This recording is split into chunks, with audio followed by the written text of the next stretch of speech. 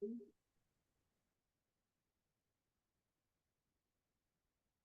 good morning.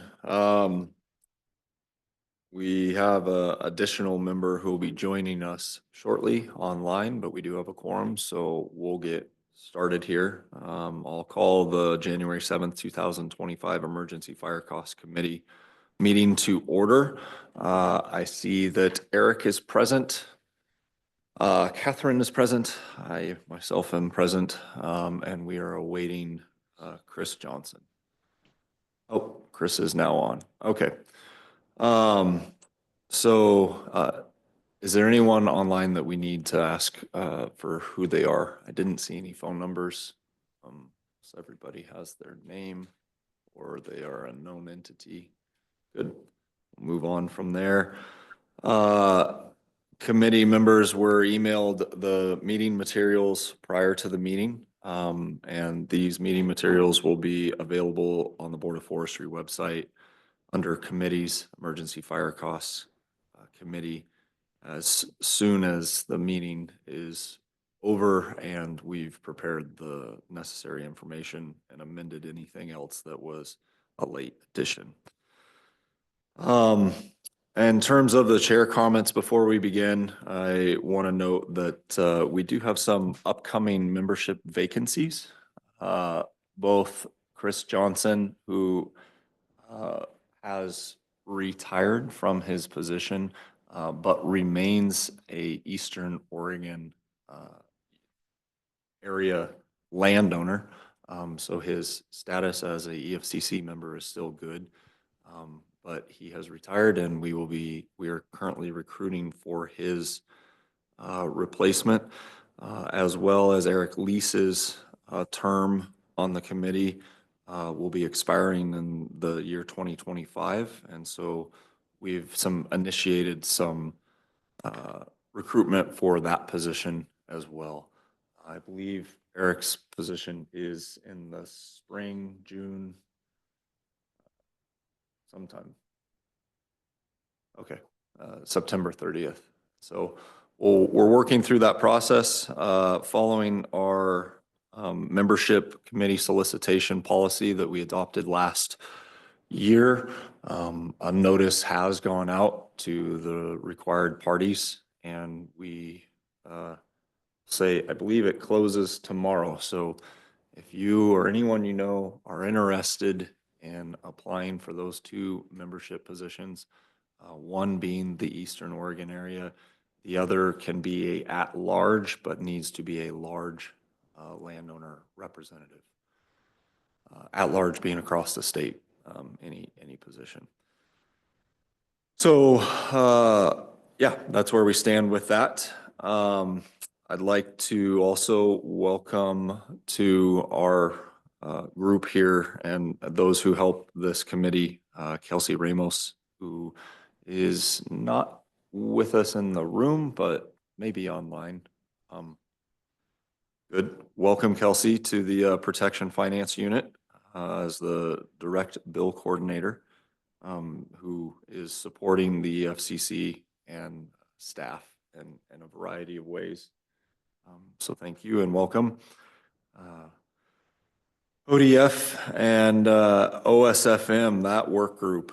Boy, that's a lot of fun.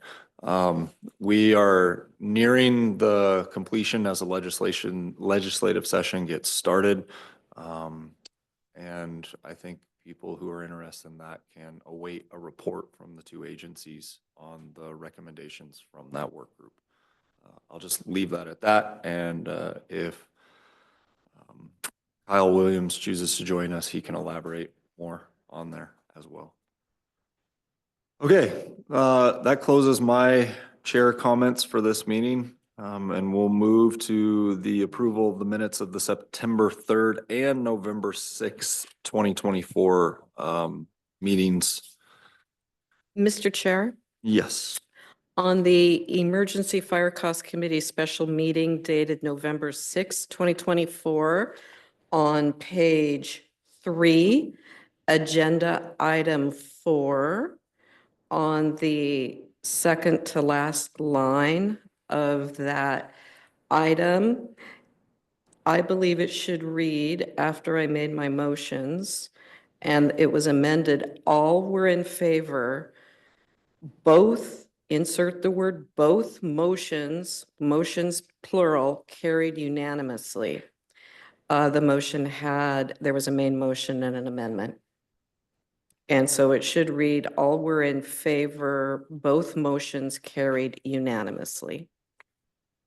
And with those changes, I move adoption of the November 6th special meeting of the Emergency Fire Costs Committee and also the September 3rd meeting of the Emergency Fire Costs Committee. Okay, thank you for that catch and that recommended change. Any comments from other committee members? Any discussion? No. Okay, can we get a second to that motion? I can second the motion. All right, seconded by Chris. All those in favor respond with aye. Aye. Aye. Okay, all were in favor. There are none opposed. We can move on to agenda item number 3. Agenda item number 3, the financial status of the Oregon Forest Land Protection Fund. Ms. Hobbs, can you please provide us with a update? Certainly. Good morning, Lorna Hobbs, EFCC Finance Coordinator. My report today covers the Oregon Forest Land Protection Fund's actual revenue and expenditures through November 30th, 2024, and projected revenues and expenditures through the end of the fiscal year.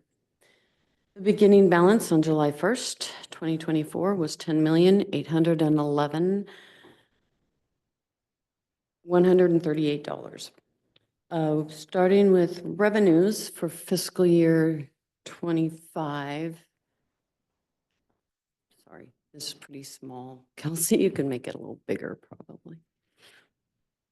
Starting with revenues for fiscal year 2025, item number 1, estimated assessment revenues were updated to reflect new data for fiscal year 25. This resulted in an increase of just over $25,000 for assessments. The current estimate for fiscal year 25 is $9,463,512, and to date, $2,527,214 has been received. Item number 2, harvest tax revenues received as of November 30th total $941,879. Item number 3, interest received to date is $137,898. The interest rate dropped to 5.15% on October 2nd, and again, it dropped to 5% on October 23rd. Current revenue received as of November 30th was $3,606,991, and estimated total revenue for the fiscal year is $11,883,608. Under expenditures for fiscal year 25, item number 1, the estimated payroll and operating expenses remain at $185,000. Item number 2, payment of $3 million for the fund's contribution to fire season 2024 severity costs was made in November. For 2024 fire season draft claims, the current estimated net claim total for fiscal year 25 is $130,490,517. In September, $4 million was advanced to the Douglas Forest Protective Association for the Dixon Fire. An additional $6 million was paid to the Department of Forestry to pay for fire season expenses. Current expenditures are at $13 million. Payroll and operating expenses will be transferred to the Department of Forestry in June. Fund balance as of November 30th, 2024 was $1,418,130 with an estimated ending balance of $9,509,746.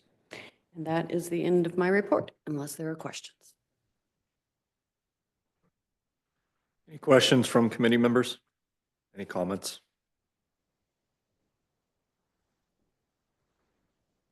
Okay, thank you for that, Lorna.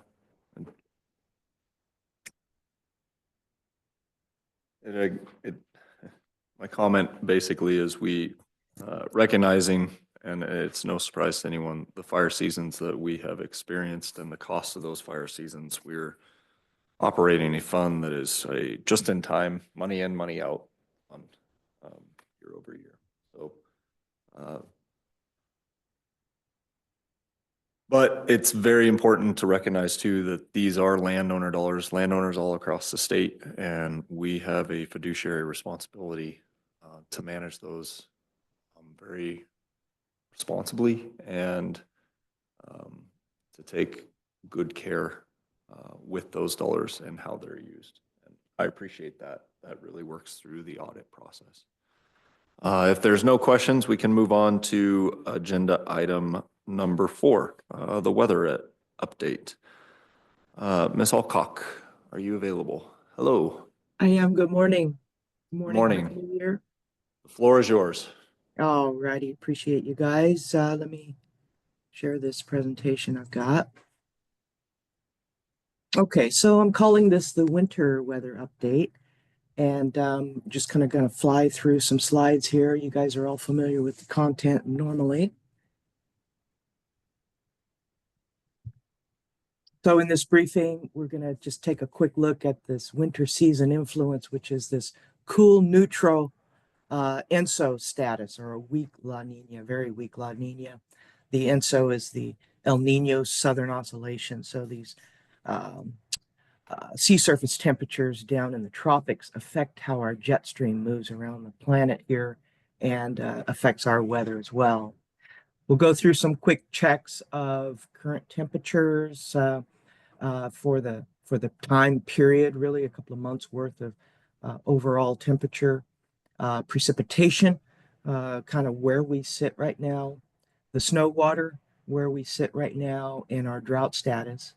And then we'll take a quick glance forward through the next couple of months just to see what's forecasted for our winter weather temperatures and precip. A quick glance at the National Significant Fire Potential Outlook as usual, and then I have a quick slide on the pattern change that is forecasted for the later part of January. That's kind of winter starting, really. So what's kind of influencing our weather right now is a change in the jet stream. So as sea surface temperatures cool in the tropics, which is the middle graphic there, the key monitoring region off the coast of South America, as that cools, it affects our weather in terms of the jet stream. And so what we're coming into is a very weak neutral and weak La Nina signal in those temperatures. And in the top right graphic, you can see the influence on the jet stream, the blue line. So we have a higher magnitude jet stream, which produces normally wetter, cooler conditions in the Pacific Northwest. But since we're still in a cool ENSO neutral, we're really not into La Nina, we haven't seen a massive change in that jet stream to affect us. We did have some atmospheric rivers come through. We're starting to see this colder air mass coming in from the Arctic, coming down into the central part of the United States and over toward the east.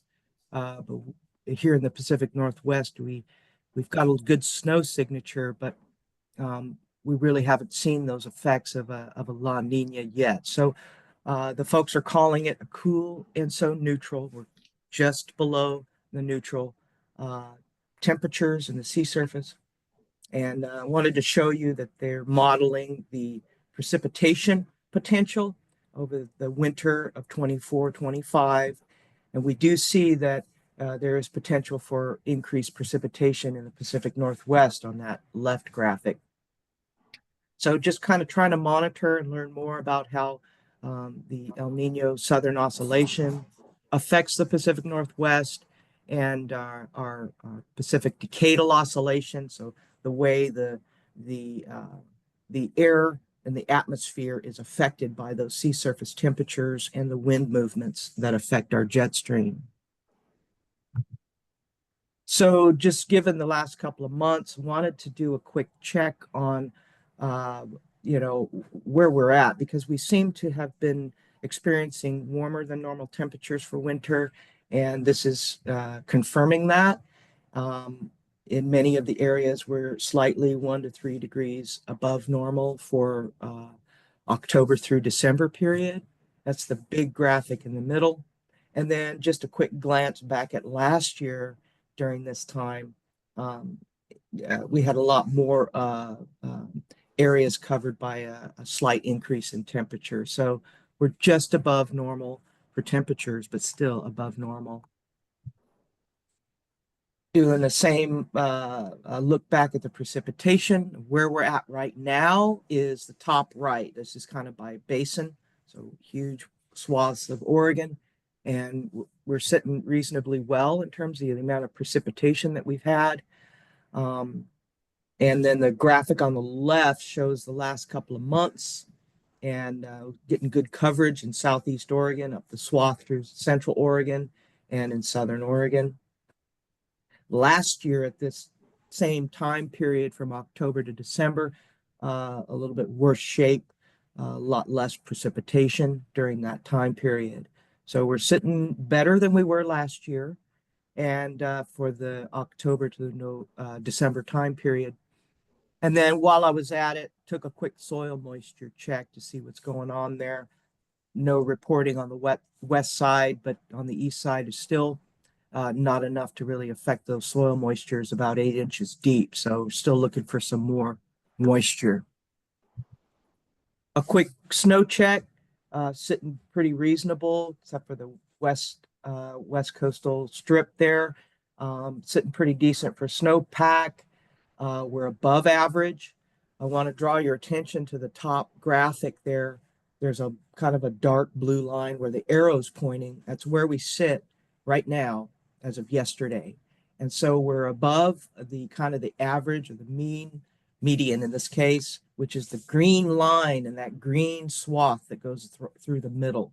So, and then the orange line next to that green line is showing last year. So remember last year during January, we had a very low snowpack, but we also had a lot of rain on snow events. A lot of atmospheric rivers come through that kind of melted out some of that snowpack. We recovered it in about April, which is where the orange line comes back up to the green line. And so comparing right now than last year, I think we're sitting much better. And there's a green dot in the middle of that graphic there. That's kind of the peak. So we're trying to, we're as time passes, our peak snowpack is about right in there, April-ish. So we're in good shape, I think, in terms of what this data is showing us. Drought, remember last spring, we finally just barely came out of the drought. We were relieved to see that. And now we've got some spots. That middle graphic shows where we are kind of right now. And so Central Oregon is starting to see some moderate drought, Northeast Oregon, and some areas there along that east side are abnormally dry. And that reflects in that precipitation graphic as well. But we're sitting a lot better than we were the same time yesterday, basically, when I collected this data. The last 3 years, we're sitting a lot better this year than we were in those last 3 years.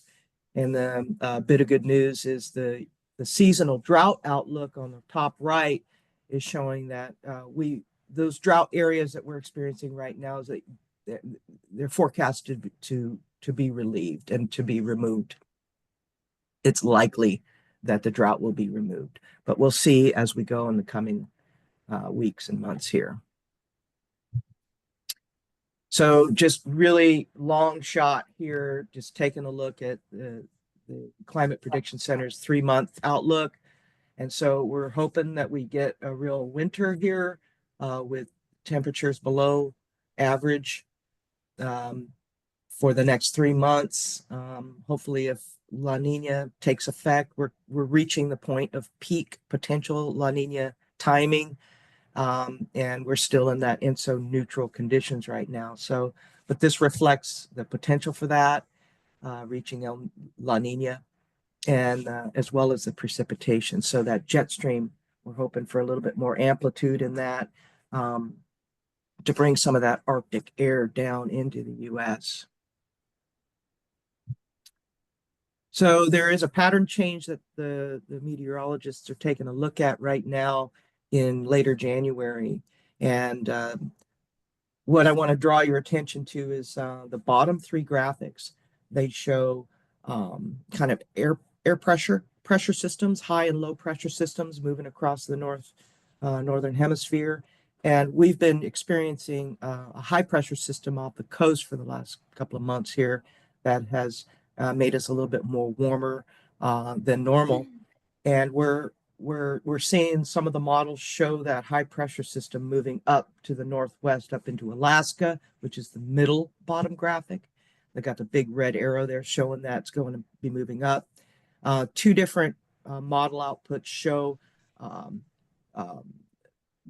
the European model doesn't show such a huge Arctic blast coming. Thinking about taking a break, so this works out. Oh, okay. Well, I kind of am listening. So that the middle graphic doesn't show the Arctic blast, but the right graphic, the GFS model, does show that there's a potential for this kind of Arctic air to come down and really bullseye over Idaho and southern Montana and Wyoming.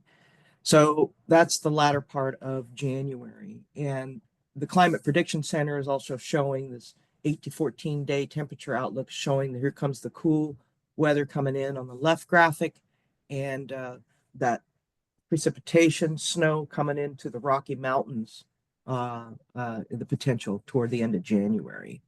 So we'll see how these systems move around as we go here.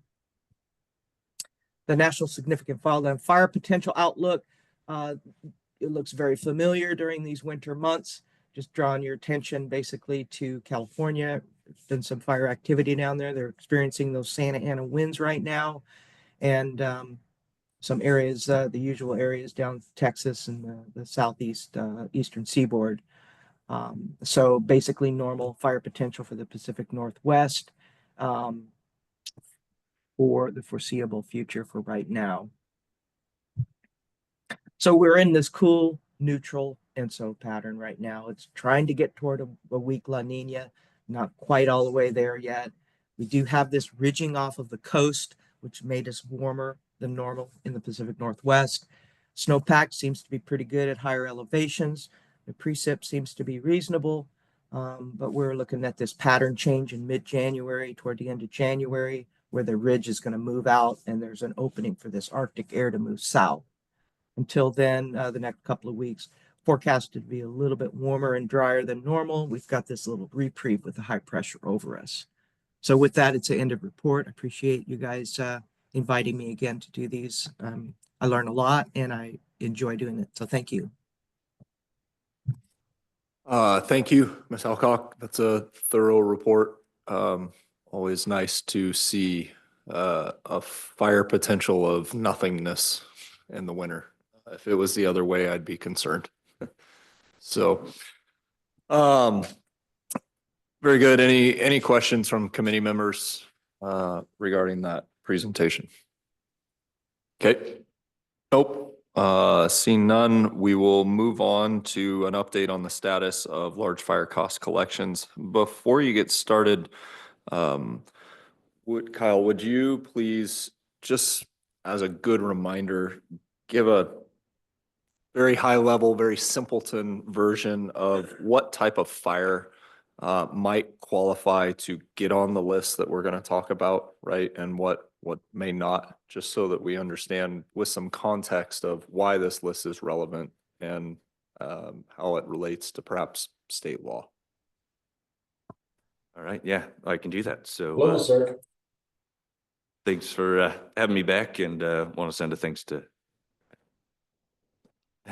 Thanks to Tim Holzback for covering for me in September as I was out on a fire and giving the report for me. So appreciate that. And so, yeah, the fires that qualify for cost recovery, kind of in general, what we're really looking at is referencing violations of 477-068 or 085.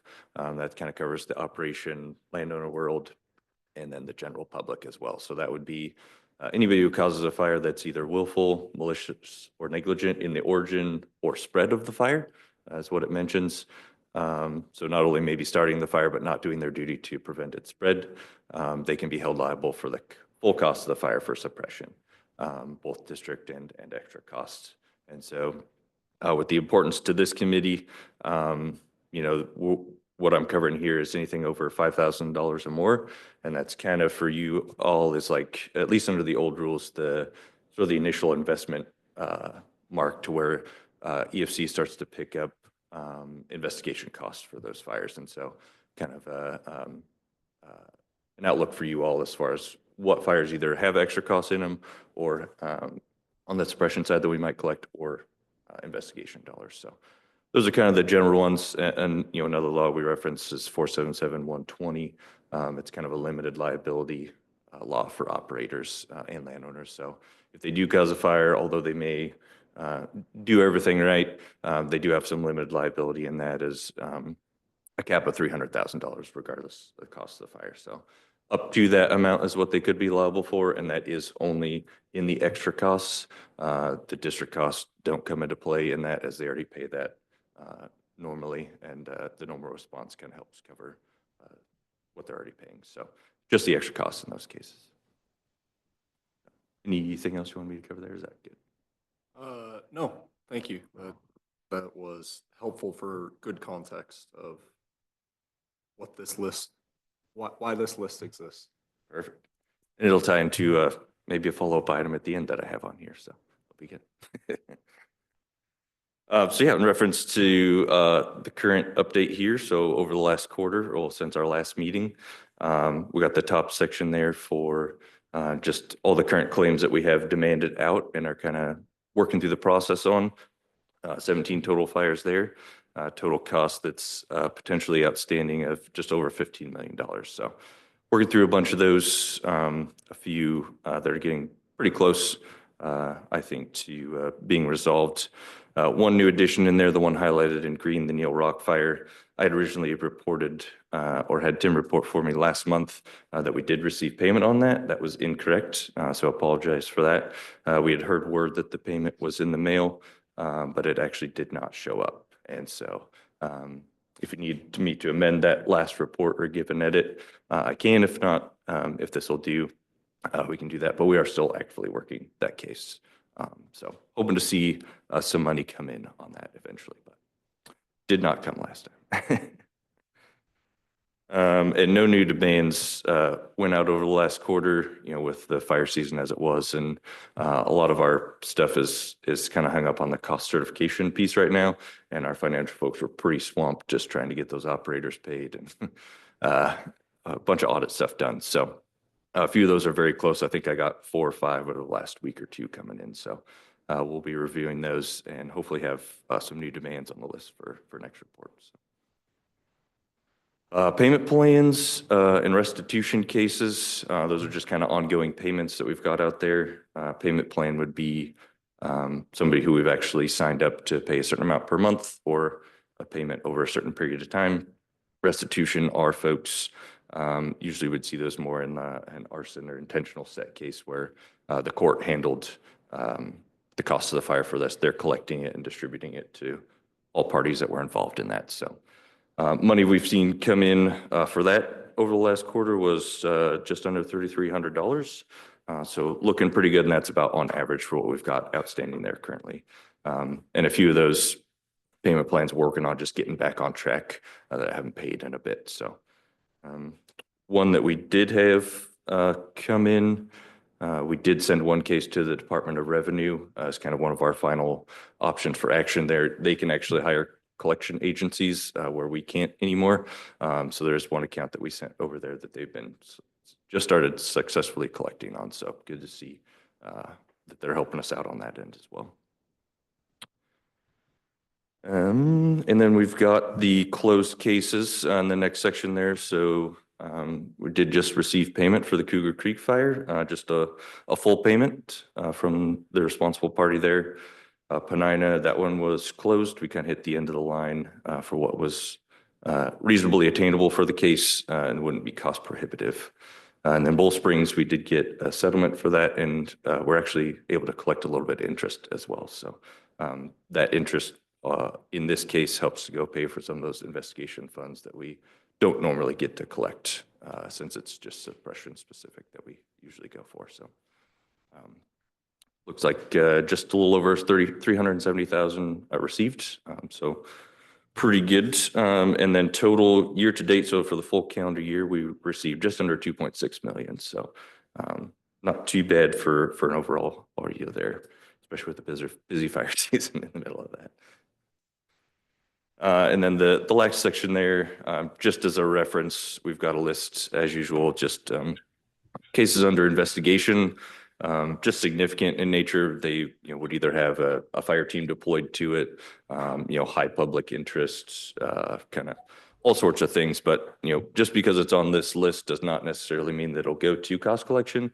Just kind of a status update for you all of large fires where you have a strong investment in, just kind of where the investigation is currently sitting. So as those come up currently, they just kind of drop off the list. But the ones that do meet cost collection status, they do bump up and they would show up as a new demand up on that top section there. So, and they're organized by year. So you can see I did add 2024 fires in there. Again, pretty large season. This isn't definitely all inclusive of what we're working on, but some larger fires that were of interest.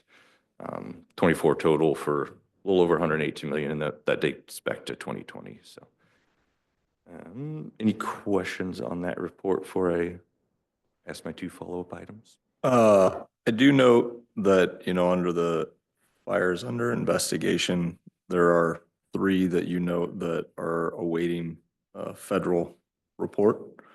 Are there others that are requiring federal input on this?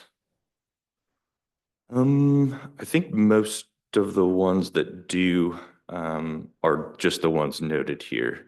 I'd have to double check and see, but everything else we're the lead on for that. And so our investigation will be kind of what we make it into there.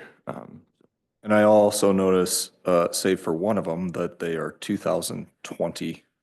So 4+ years ago, or fire seasons, if you will. Mhm. How is that process working with our federal partners? Does it seem to be as concerning to them, or is it a resource issue for them? I'd say probably depends on the fire. Normally, it does take them a little bit longer to wrap up their cases because at the front end for them, they have to investigate criminally first before they would consider a civil case. And so that process takes longer than ours. We're strictly a civil collection agency. Anything criminal would go through the state police or state fire marshal folks. So our process is a little simpler and more easily spelled out in law, where theirs is a little more convoluted. So that's usually why we see a delay in their reports. And then we have to go through a federal request process to get the report as well. And we're currently we do have an MOU with the BLM to more easily share our fire investigation reports back and forth, and currently trying to work on one with the Forest Service to solidify that. So hopefully we can quicken that process a little bit. Good. And I mean, recognizing the preponderance of fires that are coming off of federal land onto private land, and also many of those fires, and we've seen this through years, where ODF is the paying agent or is running the team on the ground. Any idea? And I'm not putting you on the spot, holding you to this, but any idea on when that MOU with the Forest Service for that information sharing may be done? I think the hope is before this next fire season. Excellent. So work is currently ongoing right now. Excellent. Good. And if you look at the dollar amounts, it's a significant amount of money.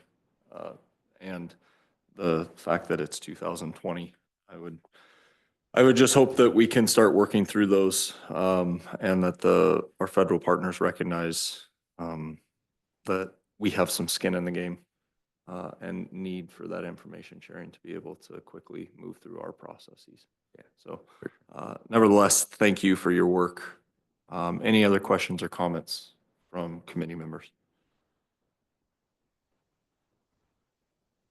Okay, hearing none.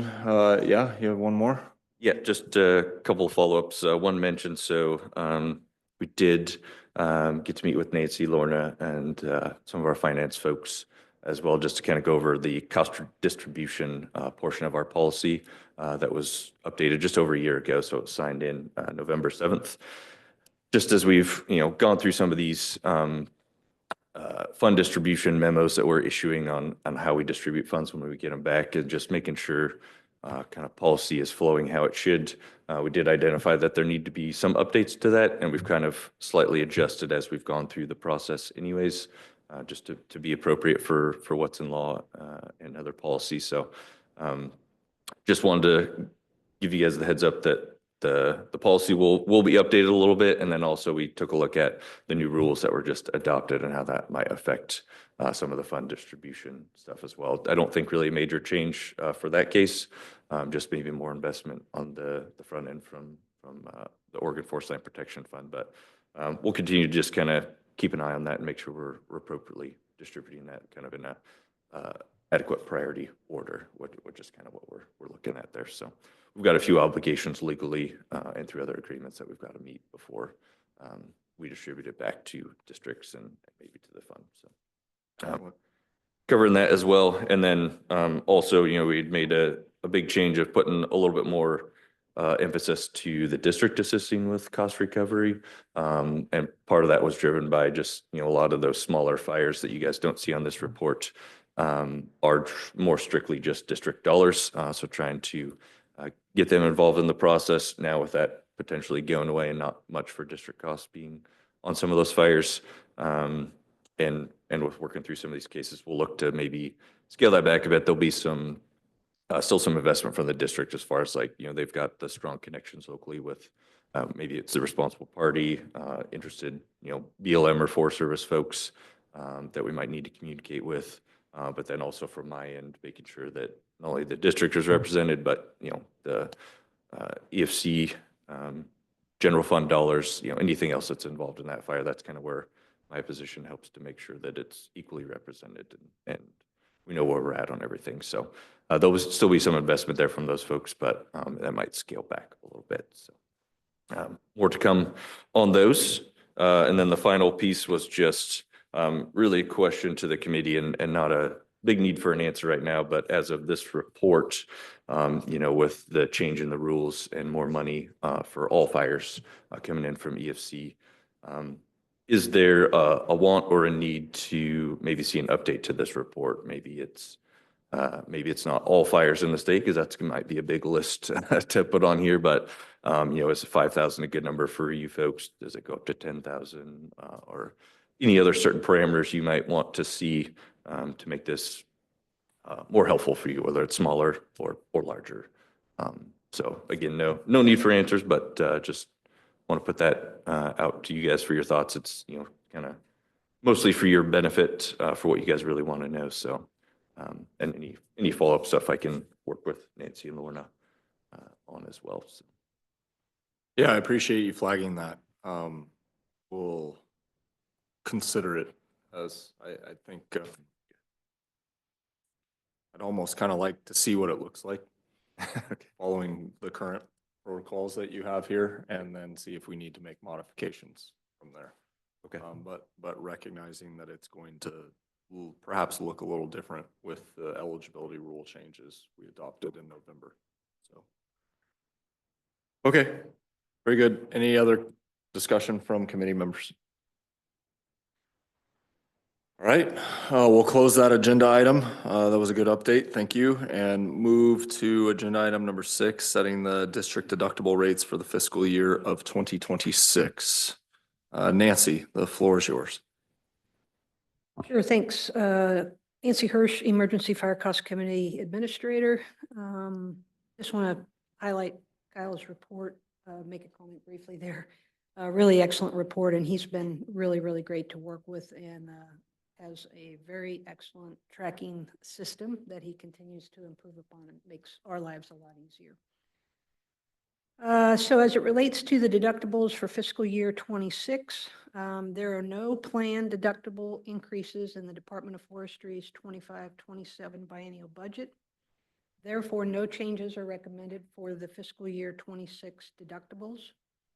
So I recommend the committee make a motion to leave rates at 10 cents for timber and 5 cents an acre for grazing for fiscal year 26, which begins July 1 of 2025 and runs to June 30th of 2026. Okay, are there any questions or discussion from committee members on this? All right.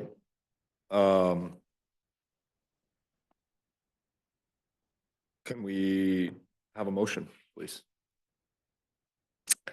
Mr. Chair, I move that the deductible rates remain the same for fiscal year 26.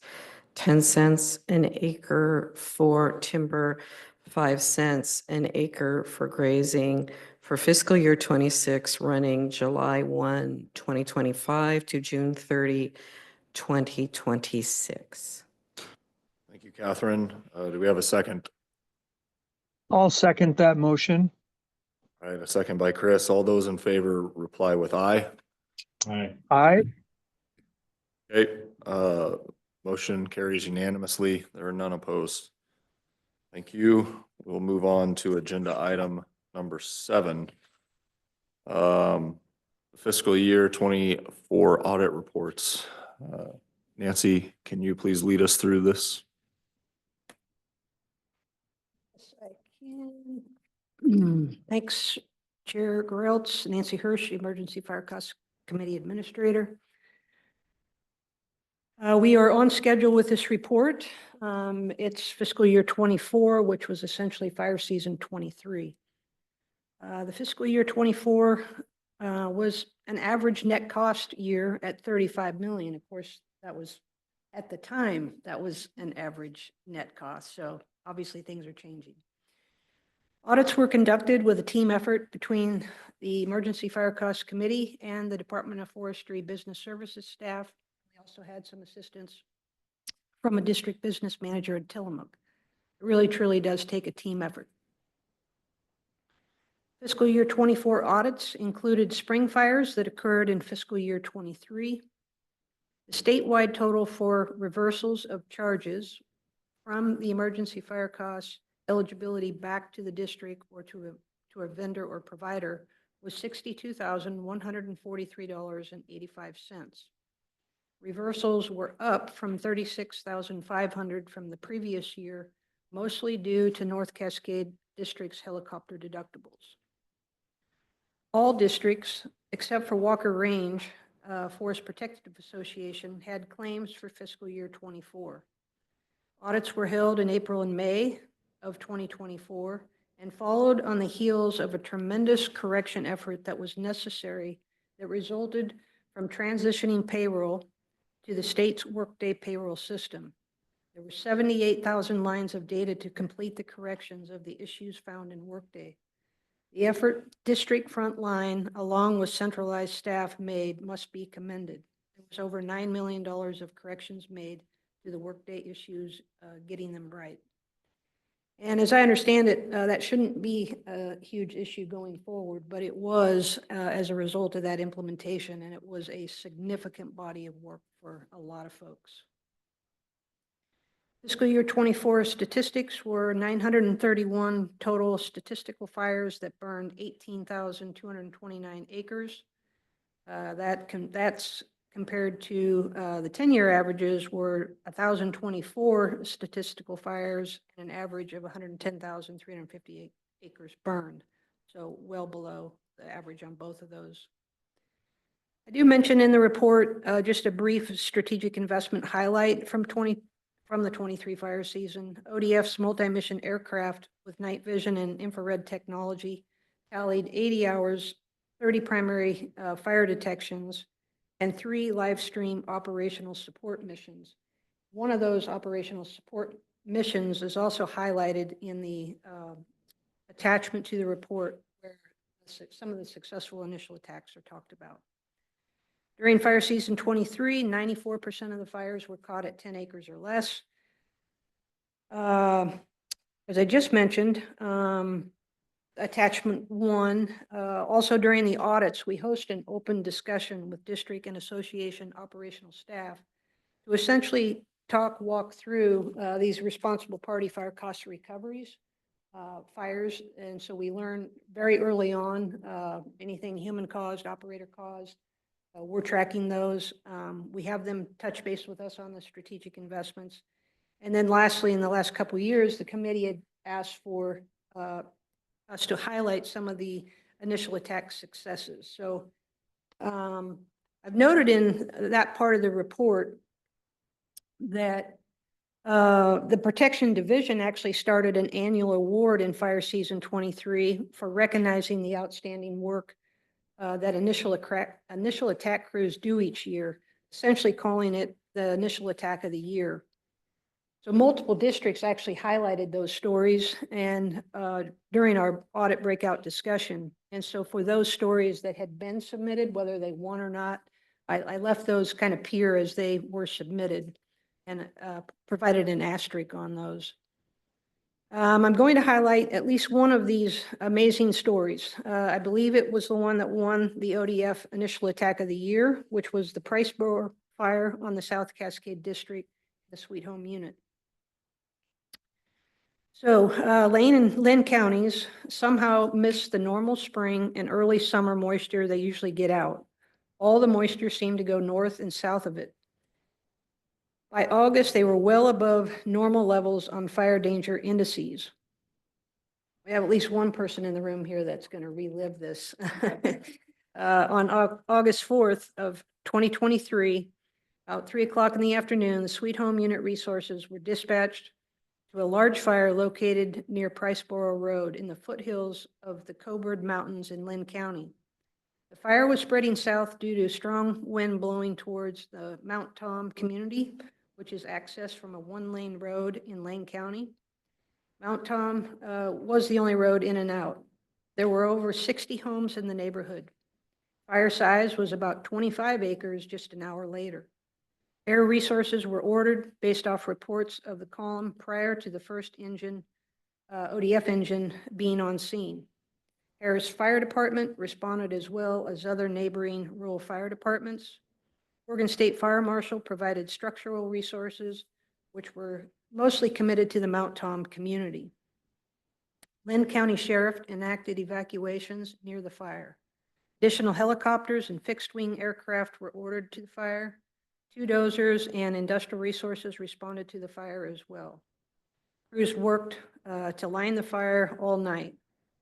Just a few hours into the fire, the district asked neighboring districts and Southern Oregon area for additional resources. By the morning of the 5th at 8 a.m., the aerial and ground resources were already beating on the fire.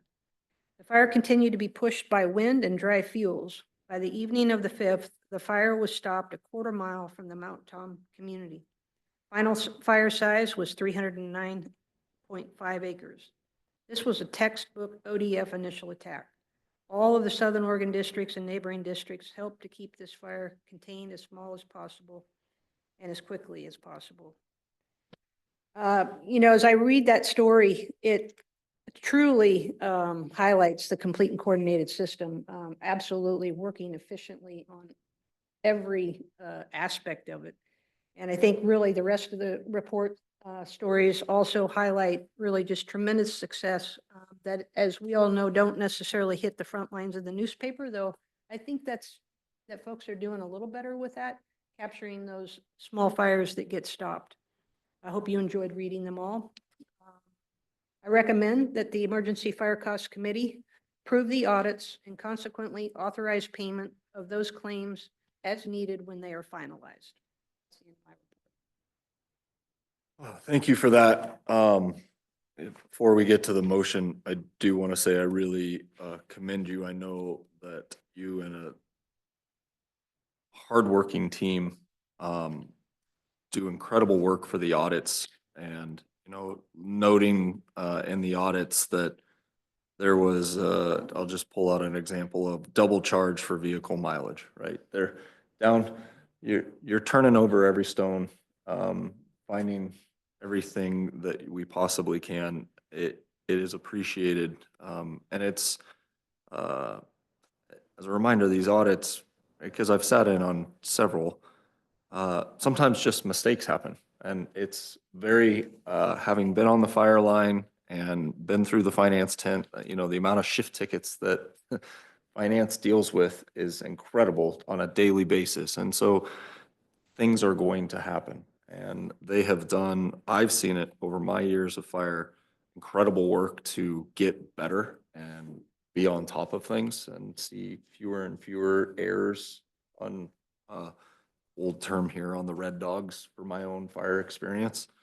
And then to go through the audit and do the level of detail work and select those, very much appreciated. On behalf of the landowners, the dollars that we spend, it is very much appreciated, and very necessary, frankly, to maintain the relevance. So thank you. Furthermore, I do really appreciate the Fires of the Year nominations from each district and association. This is a great read. Many of these I was unaware of. Some I was intimately aware of. Some I was listening to the radio from a district to the south of, oh, that does not sound good. So I don't know. I'll be honest, like I have a lot of very positive emotions right now, and I don't know how to put words to those. It's great work. I'll just focus on it is great work, from the audit to the suppression to the coordination. It's great work, and I thank you guys all, the whole system, everyone who participates in that. Go ahead, Catherine. I just wanted to second what you said and say that I sat in on 3 or 4 audits, and I was amazed and proud of the department staff. It takes a lot to prepare, to do the work initially in the middle of the night, most of the time, and then to get it all together for an audit and then have people watch them. And in my own district, I was able to like pull stuff out of the box in order to look at it myself. And I pulled one time ticket out, and the person's writing was so incredibly nice. I don't think I ever did that in the 4th grade. I mean, it was amazing. And to have legibility and to have conciseness, and for the amount of money that was audited, to look at these amounts on the page and the things that were found is astounding. And any accounting firm would be amazed about that because it was just incredible. But to hear the dedication and the stories, and also to hear the stress as the employees of the department relived these fires and talked about them, talked about how they could improve, that was kind of a mind-blowing experience, and it just made me realize that the department is one hard-working unit and that the whole system really does work. Mr. Klein, you. Well, if I might, and I guess for the record, and those online, Chris Klein, Acting Protection Division Chief, and in 2023, District Forester of the district that Nancy, or of the story that she just told. And I wanted to say thank you for highlighting that, and I appreciate the kind words. And it did bring back a ton of emotions, and I just want to say that how proud I am of the landowners, of the district, of the employees, of the surrounding districts. And really, I guess I'm just jumping on the same soapbox that you both just talked about. The complete and coordinated system, right? So the major landowners affected there, Weyerhaeuser, Campbell Global, Bureau of Land Management, everyone was involved right from the very beginning. Great coordination, great communication. And just to highlight, that success story, that's probably if it gets away, it's probably a $30 to $50 million fire and suppression costs with hundreds of millions of dollars of damages. There's high tension power lines. There are communications infrastructure sites on top of that mountain. There's the subdivision of homes directly downstream. That's a very significant different story with stopping it versus not. And we can't do it alone. It highlights the complete and coordinated system that we have here in Oregon. And at any rate, it did bring up emotions. I just wanted to say thank you for talking about it. And I couldn't agree more. 37 years into my career, we have one of the best things going in the nation as far as fire protection. And it deals with not just the agency, but also the private landowners. That's how it was started. The public landowners, coordination's great. So thank you. Excellent. Anything else, Eric or Chris? Okay. Can we get a motion to approve this audit?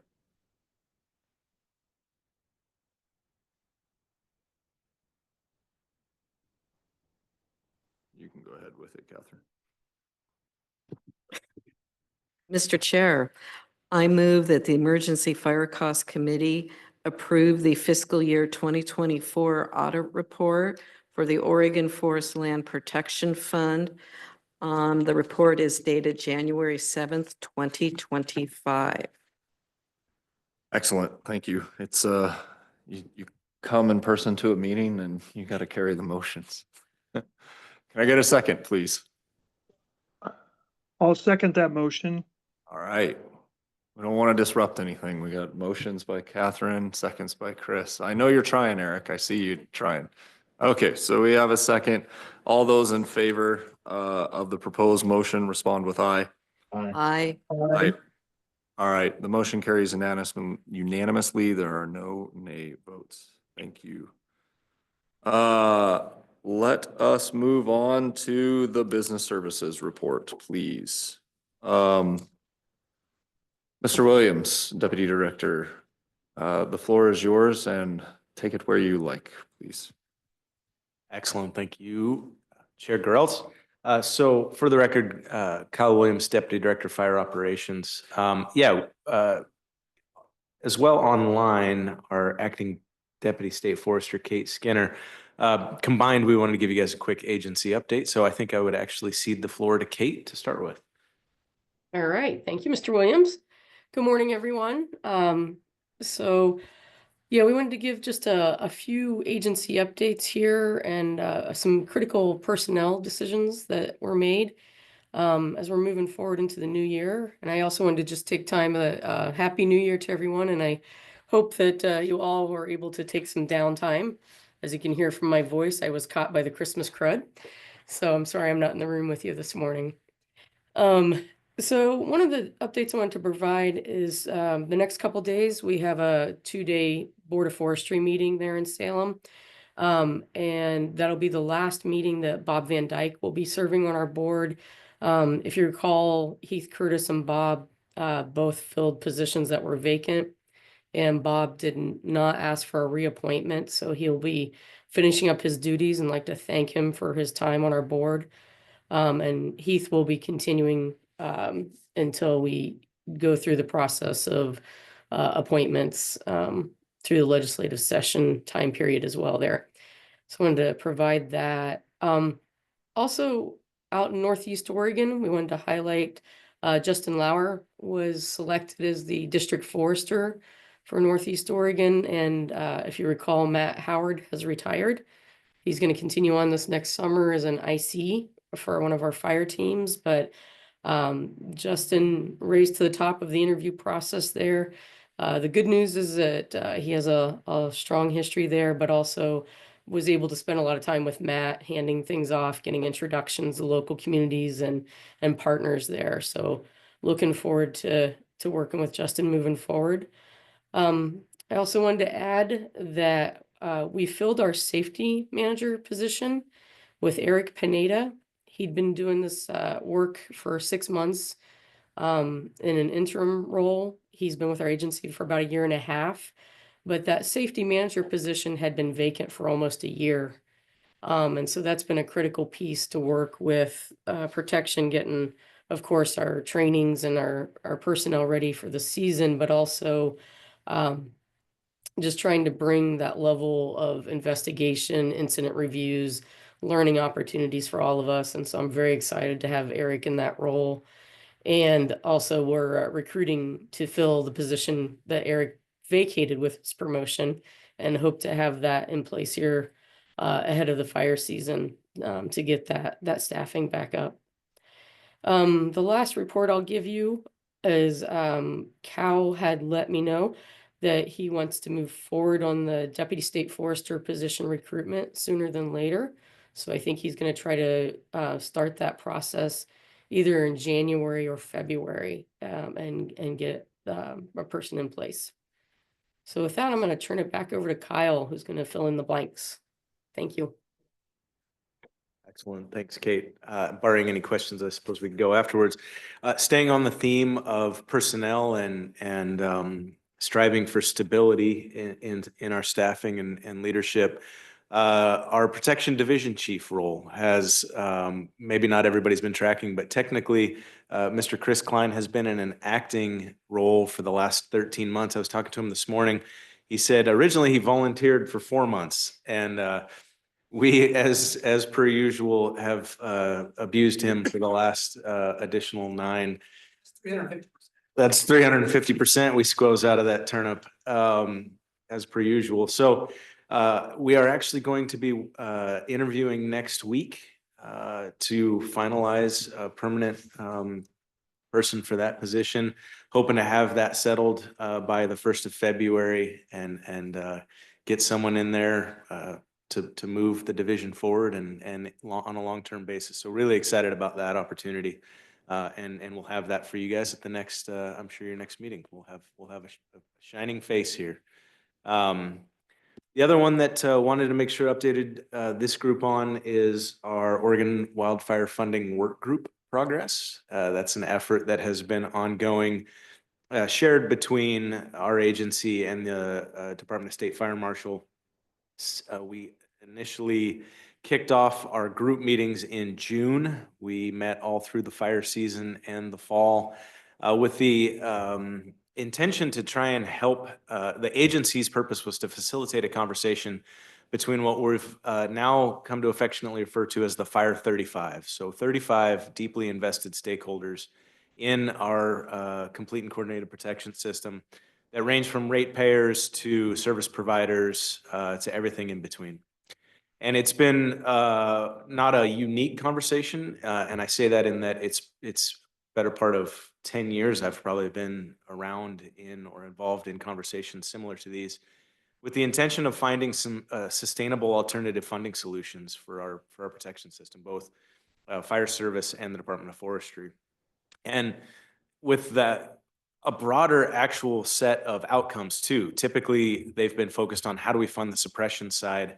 This one's really looking at all 3 legs of the cohesive strategy, and so that's our suppression, mitigation, and community adaptation to receive wildfire. And so this version, in my opinion, has made more progress than any of the previous ones. But it's also because of the progress that those previous conversations have made.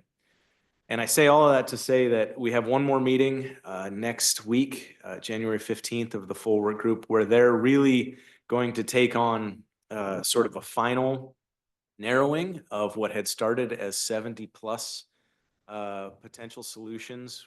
We had kind of got it to about 20 before Christmas, and we're going to see how much narrower we can get those solution sets at our meeting next week, with the ultimate goal of turning over that work to the legislative body for this long session, with the hope that we really nail down something that looks like a durable, stable funding solution, again, that addresses those 3 legs of the cohesive strategy.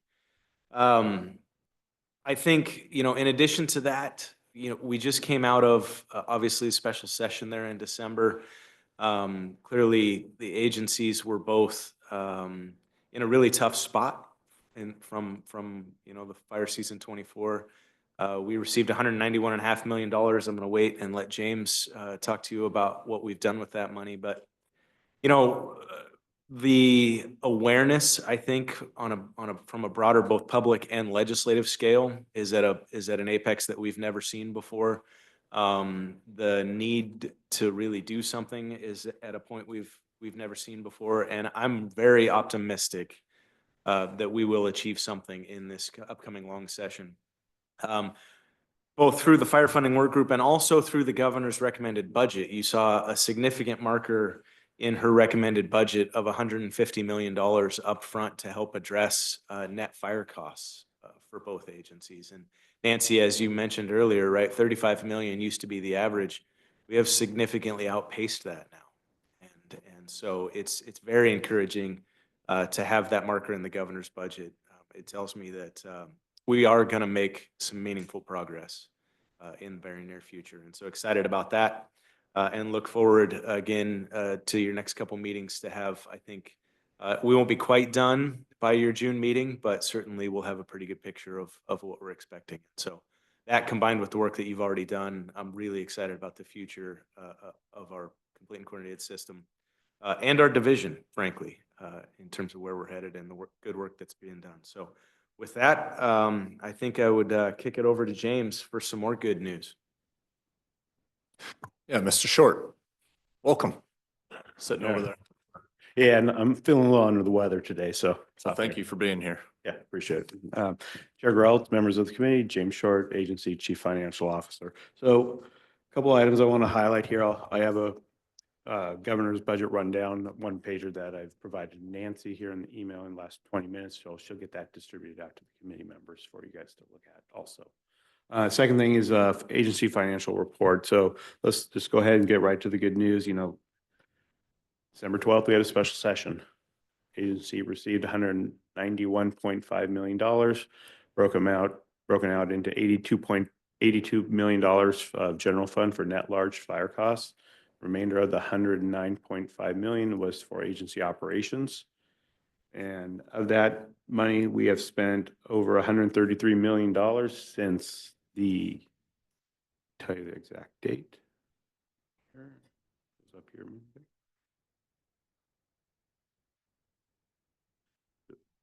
Since December 18th, my staff has processed in the disbursement $133 million of backlog payments to all vendors in our system. So that's fire vendors, operational vendors for just normal business, and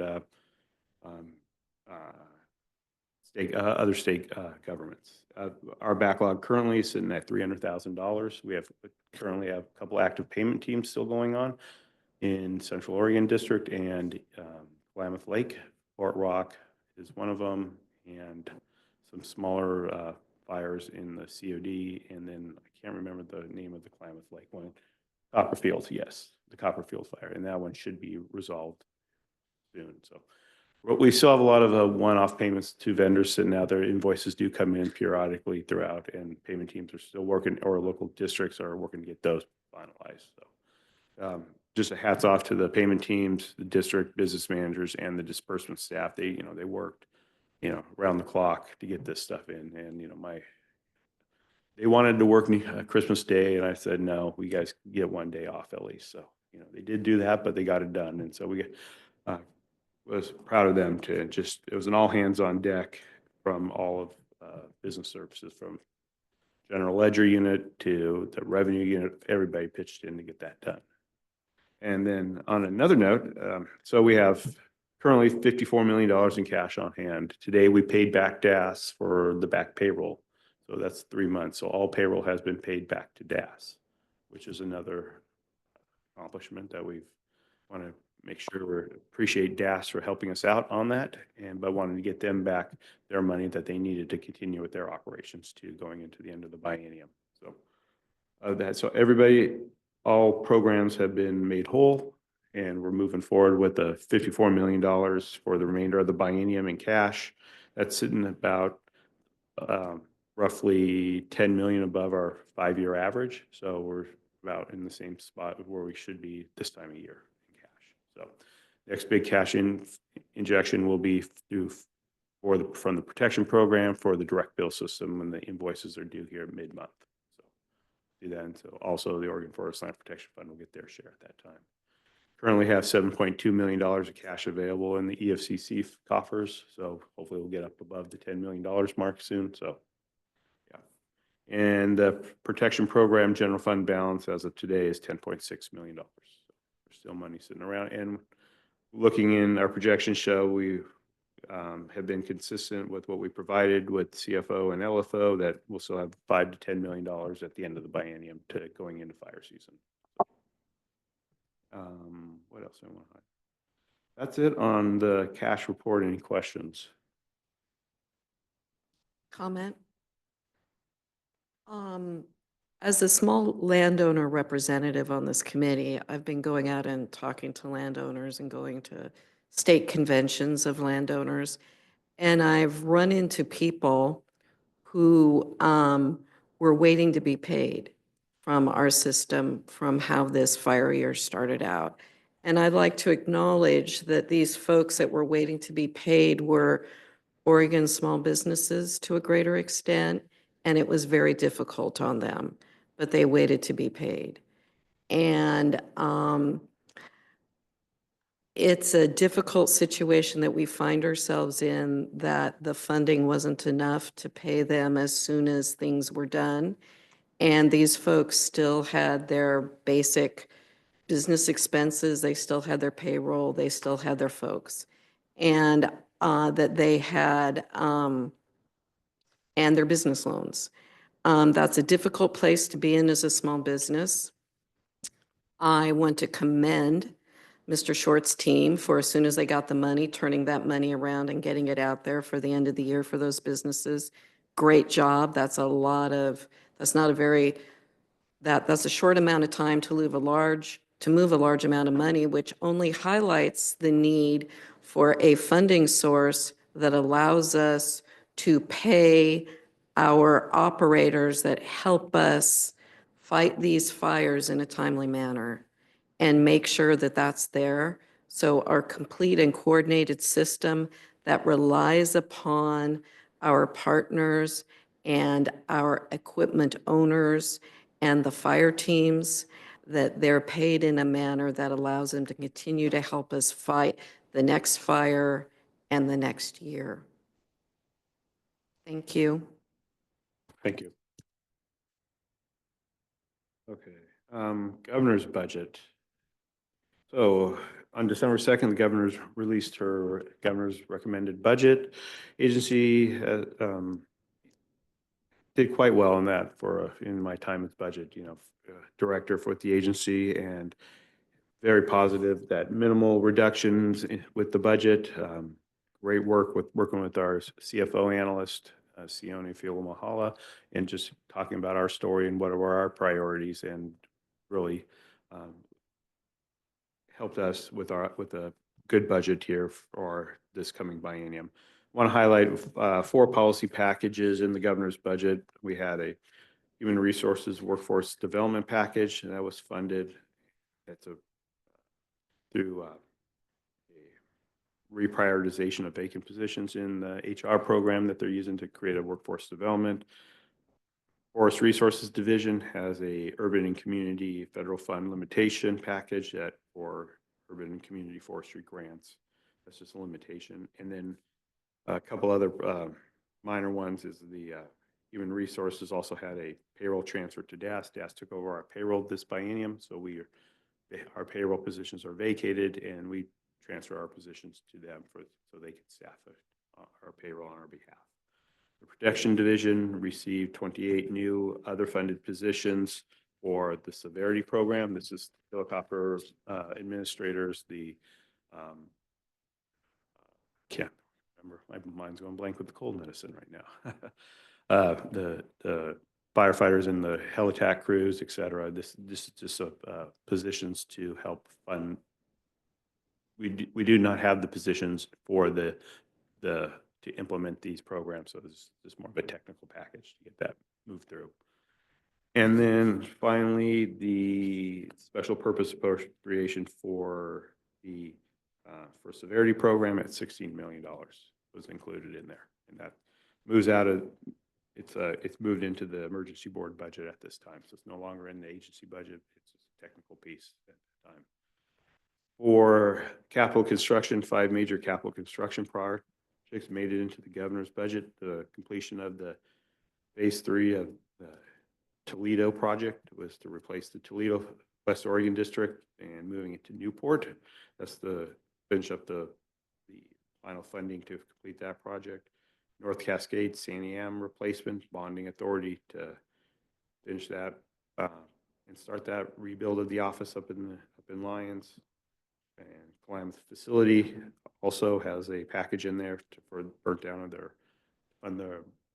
burning down of the warehouse they had there in Klamath, and then the state forester's office building remodel, and that's made it to the governor's budget. In addition, Western Lane District, Veneta campus they implemented a master plan and has a whole campus remodel project scheduled to do. Hopefully, with landowner support, they will have this project moving forward. And finally, Kyle had mentioned the cash flow, $135 million to the agency that's set aside in the governor's budget for a large fire. This is a package that puts general fund into the agency's cash flow repayment fund to help fund wildfire for the fire season. At $135 million for the agency. In addition, other budgetary adjustments, we had 2 general fund reductions in agency administration and forest resources division. These are 1 position in the business services program and 4 positions in forest resources division are part of the reductions. In addition, a $500,000 general fund reduction to the federal forest restoration program for local collaboratives, a $2.5 million general fund reduction in the small forest land grant program, and then for the private forest accord, a $14 million special purpose appropriation for grants supporting the private forest accord at the emergency board. So, any questions? That would be under my report. No questions from me, but I will say it's I hope the legislature can follow through with the governor's recommended budget. It continues to chap me that natural resource agencies, I think the statistic is 1% or less than of the general fund, right, including wildfire. That's I think over the years that we have seen that lack of financial support from the legislature regarding the needed funding. This is my own opinion. We're now seeing what that causes, and it's largely expressed in a wildfire condition, amongst many other ills from a natural resource standpoint. So I'm optimistic that the legislature can follow through with the governor's recommended budget and follow through with the sustainable fire funding as well. Yeah, just 2 finer points on a couple items that James mentioned. The $16 million special purpose appropriation for severity is actually an additional $1 million annually for our severity budget. So that's not ideally where we'd end up, but it's better than we were in terms of the budget last year. And so having conversations about that. And then really want to put a fine point on the $135 million. I mentioned it earlier. That's to help with the net exposure. It still remains that we have that gross cost delta. And really, Catherine, to your point, our ability to make sure that we provide timely payment for our resources is really around that gross cost exposure. And so we're going to maintain that conversation through the firefighting work group and into the legislative session that the GRB certainly helps address a significant piece of it, but it is not going to get us out of potentially what we just had in terms of a need for a special session. So more work to do. But again, I think good momentum and good awareness of that. So. Excellent. Anything else to add, Mr. Short? All right, thank you very much. Any comments or questions regarding Mr. Short's presentation? Nope. Okay, with that, thanks for popping on, Mr. Rolson. The floor is yours. Thank you. Good morning. Tracy Rolson, Protection Finance Unit Manager for ODF. First, I'll just be bold and speak on behalf of all the financial administrative staff across the state in appreciation of the kudos and the recognition of the hard work that was done this prior fire season and all fire seasons. Tremendous amount of work that they do, and we have one heck of a group in ODF here handling the finances. And work continues. Right now, they're working through payroll audits and getting ready for the next EFC audit and general fund audit coming up. So never ending battle. So again, appreciate everyone's acknowledgement of that. Thank you. I will share my screen here. Within the packet that the board received here is going to be 3 tracking documents, one for strategic investments, one for FEMA, and one for severity. Just to check here, see the screen okay? Copy, thank you. So strategic investments, as of end of November,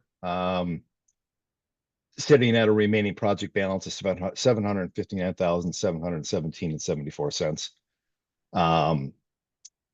Roughly 700,000 of that has been spent since the initial 1.5 million and the carryover of 14,000 from previous investment was put into the current investments.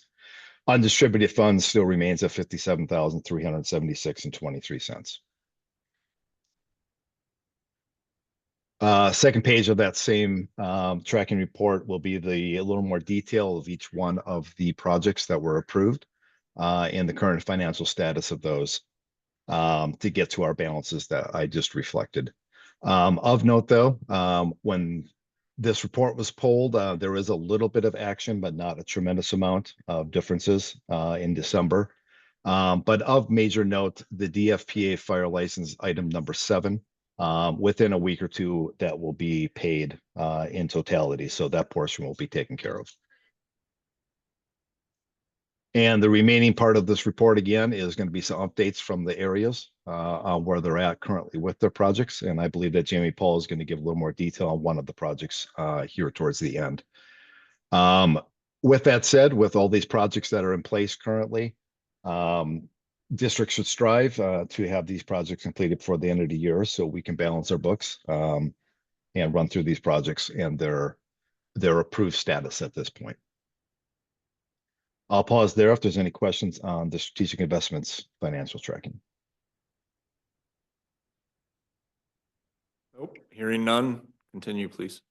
Thank you. All right, so off to FEMA. So currently we have claims that are open back to 2019. And on the report here, higher level in the orange color box at the top, we have estimated out the invoice $63 million.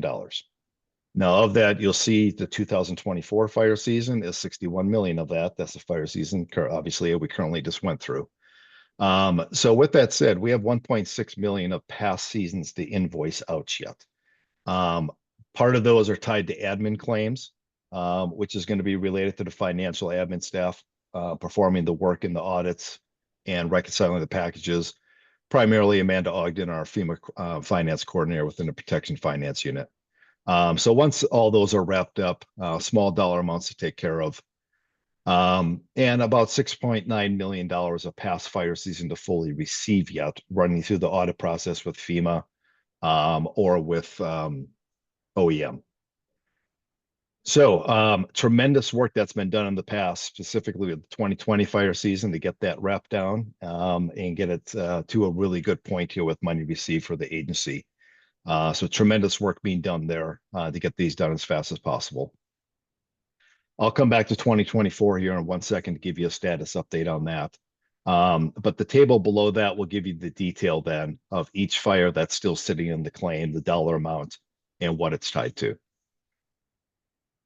So a lot of open claims we have out there yet, which again are being tracked extensively and worked through.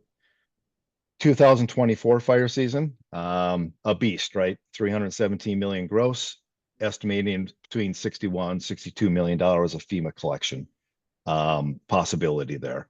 Might be a little bit more now that the president has approved the public assistance. So our cost share portion of that may go up even further at this point. But with that said, the plan is that Amanda Ogden's going to be leading a small group of 3 or 4 people to work over the next 6 to 8 months to crank out the remaining of the auditing and get everything up to snuff and ready for audits by OEM and FEMA. So the plan there is by the end of the year, have all claims submitted of $61 million roughly ready to go. Now, as we know, that takes a couple of years then of running through the federal system, getting everything before we start seeing all the money coming in. So again, good plan in place, and I think we can accomplish it to try to get as much money in the door as fast as we can. Once again, I'll pause there if there's any questions on the FEMA portion of things. No, continue, All right. please. Thank you. So severity budget status, obviously we're in the dead of winter, so not much movement money-wise, besides reconciliation, a few corrections being made to the severity expenditures. But overall, once again, for this fire season, we had an allocation of about $10.6 million. And our projected allocation balance at the end of this fire season was $1.1 million left. That will carry us through into the spring prior to the new fiscal year starting and new biennium starting, where the new allocation that Kyle and James had mentioned will be implemented at that point. Higher level numbers, ultimately in the end, we spent $21 million gross on severity costs. Far more than the allocation, far more than the fire season budget, but that's what fire season threw at us.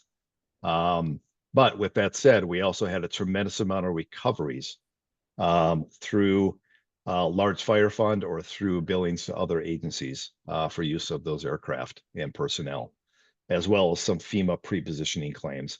So we ended up collecting 56% roughly of the gross cost back to get us a net of $9 million, just under the dollar amount. Thus, we have a carryover. As far as the allocation of OFLPF, the $3 million, obviously with $21 million spent gross, $3 million was utilized within the severity funding, with the remainder of that in the total request ultimately of $8 million to general fund to assist with the payments for the severity costs for fire season 24. If there's any questions there. Otherwise, end of report. Thank you for the time. No, thank you. That was an excellent report. I think it's important that this committee have a good understanding of where things stand with that as they move forward. So with that, I think unless there's any questions or comments from committee members or any other follow-up, we can close agenda item number 8. Okay, we'll move on to agenda item number 9, an update from the Protection Division, please. Chair Geralds, I think I'll start. And of course, Ron's here to fill in. He's got some specific things, BLM and Geo Board, but I wanted to talk, just let you in on, I guess, some of the bigger picture things from my lens that we're working on. So obviously it's getting to be budget season, right? And it's really, that's really important to me. And so Ron and I were actually digging through the weeds on that yesterday, and there's still some more work to be done. But our headquarters services, which is the first step for the Salem Protection Division, first stab at that. It's coming up at the end of this month. So Thursday, January 30th is the Headquarters Services Committee. And I don't know if, I know it's on my calendar, Ron's calendar. I don't know if it's out to everybody else on the committee yet, but we'll double check that, make sure that occurs. So we're looking at that. You know, some other big ticket items that are happening throughout this, you know, over the course of the next couple of months, you know, really working on working with staff, looking at some training and some things that I think that we need to do to kind of up our game. It's been a while since we've done agency administrator training. You step out of a fire season like we just had, right? And that agency administrator, the nexus to this, the nexus to large fire, the nexus to the decision that those folks are making, those are critical decision points, and we need to reinstitute that training, get people back through it, update, you know, processes change over time. So that's going to be really key. It's well in the works. I don't have a date for it yet, but it'll be pre-fire season with a good amount of time so that everybody can attend. And so that's, for me, that's a huge key one. We're gonna be redoing and upgrading that training. We have fire team training, which of course is very important. We have training scheduled for forest law and investigation. And so those are just some really key components again, right? All those have very real nexus to the financial business that we do. And so I'm really excited that staff's working hard on that. Those are going to be great trainings, I have no doubt. Other prep work for next fire season, some other focus items that we're looking at. Heavy look at fire cache. And it's really interesting. It's come to my awareness. We have a pretty decent fire cache for an initial response, but I've been talking to districts. You know, that's again, it's a large dollar item, and rather than a bunch of people have a bunch of large dollar items, can we do maybe perhaps a different model here locally? And so I'm going to try to see if we can't work our division into the business of type 3 organizations. We currently support our fire teams for initial push out the door, but I think there's another level of service that we can provide to the field so we're not duplicative, and we can save those dollars and pool our dollars for, you know, for maybe a little bit more a holistic approach. So really diving into our fire cache. We've got a great team out there working really hard. And so we're going to be up in our fire cache, looking at that.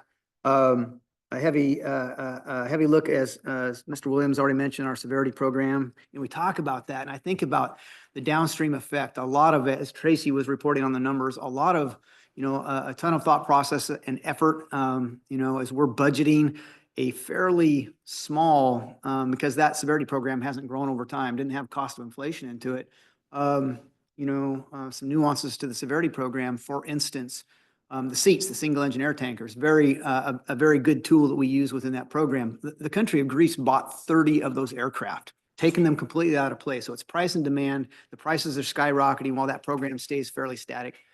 And I think that the $10 to $15 million that we kind of target up front to that program annually is probably taking, you think of the amount of fires that are taken out of play, hundreds of millions of dollars. I might even hazard to guess $1 billion worth of large fire costs taken out of play because of that proactive approach to that program. So we're really looking at that program and just leveraging every nook and cranny of it to try to squeeze every last penny out of it. And I'm really proud of the team for that too. That's a heavy lift this winter. We had a bunch of contracts that are expiring. So we're back, you know, trying to reestablish those contracts with those vendors. And again, I feel really good about where we're going to become next fire season. Part of that program, I talk about aircraft, and I apologize, Ron, if I'm cutting into any of your stuff, but is also the aircraft, Twin Otters, what we're looking at. And I think if I have my stats right, again, you know, I'm stepping into this role, still somewhat new, the 23 legislative session, I believe, where a bill was passed that the Department of Forestry would purchase an aircraft, an air platform. That's to replace the Part Navia that we have as department-owned aircraft that this committee has invested in, you know, and again, thank you to that. And we heard from Nancy the number of fires that are taken out of play because of that investment. The platform's old, it broke down. We had some maintenance issues last spring. And it's a 40-year-old airframe. We had to get the replacement parts out of Italy, right? It's just not, it's tough to maintain. It's tough to keep up to space. And the legislators have directed us as an executive branch agency to go out on this other platform. We have it down to a Twin Otter is what we think is the best. And a lot of this came out, a lot of the landowners know this because it went out to our association meetings. But anyhow, that's another huge lift this spring, potentially purchasing bonds per the direction, the legislative direction in March is what we're looking at. We'll have a bid going out for, you know, to try to get the best bang for the buck again. It's not going to be sole source. We'll have a competitive bid process, but that's the airframe we're looking at, and going to add that hopefully into our program as well. I think those are the big things I wanted to share with you. Those are some really just from my lens, some really high level targeted points that I want to focus on going into this, I guess next winter, it is next winter, going on to the remainder of this winter and into the springs. And I'll pause with that, and then my colleague Ron here can add to it on some of these other topics.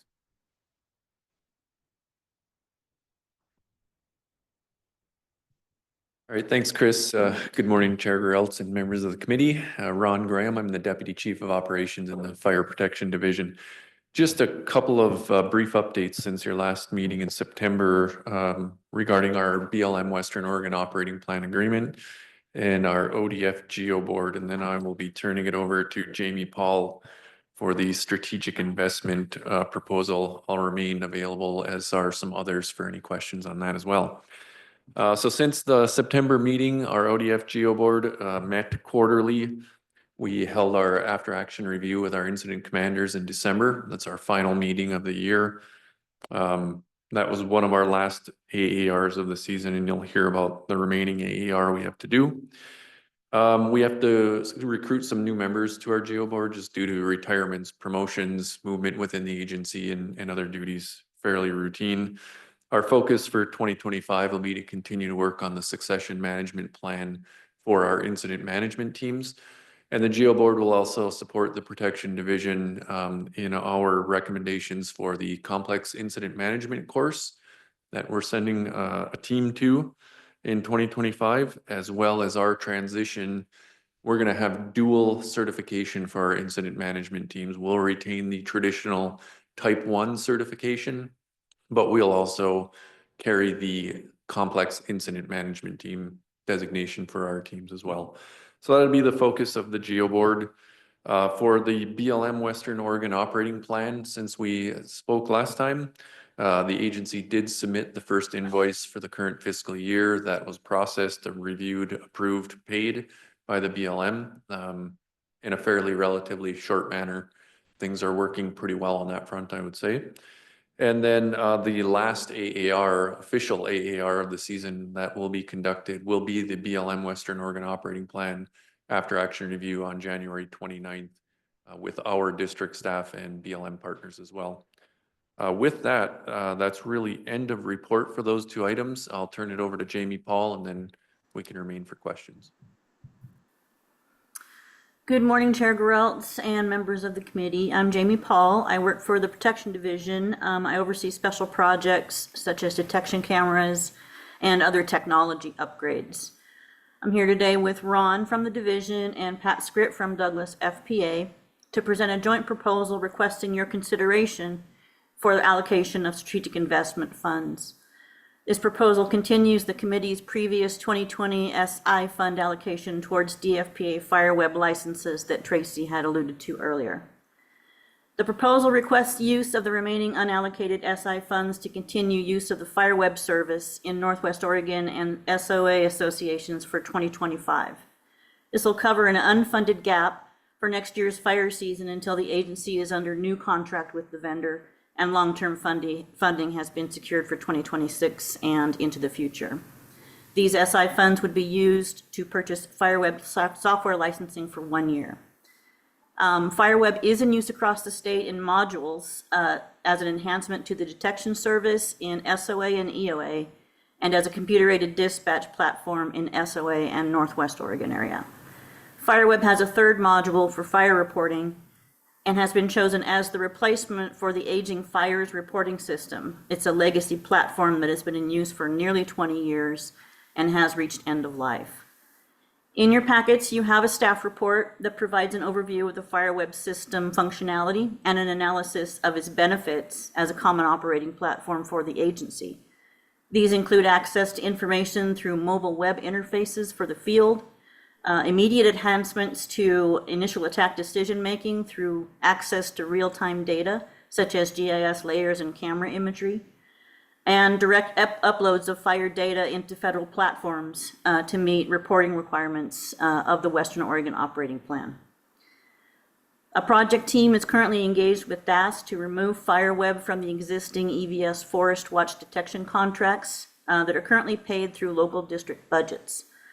The new contract will move to an enterprise statewide one paid through Salem and expanded to include the fire reporting module. The new contract is expected to be in place by the end of 2025 in preparation for statewide implementation for fire season in 2026. Until then, there's an unfunded gap for next fire season that this request wishes to address.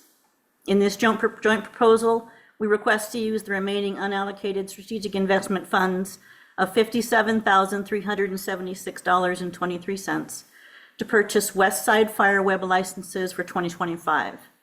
This is in anticipation of state fire assistance, you know it as SFA funding, to be dedicated for statewide use of fire web services in 2026 and into the future.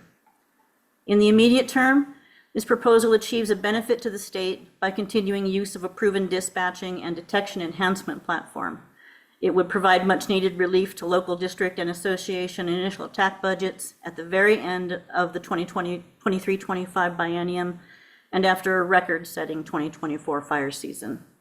In the long term, the proposal would maintain the momentum for use of FireWeb as a statewide common operating platform, a federal reporting mechanism, and a robust historical and ongoing data repository.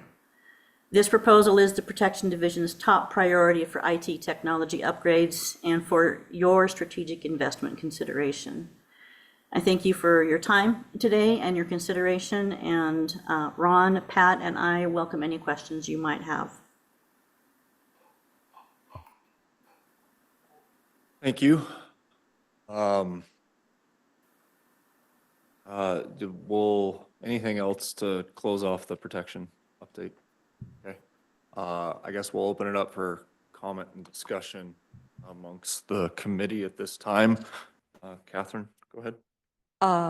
Catherine here. I'd like to say that as I participated in the audits, I heard lots of good commentary on FireWeb from dispatchers and the folks that were using that system. They found it to be very helpful.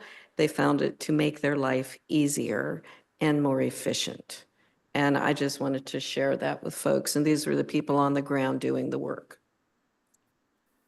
Thank you for that.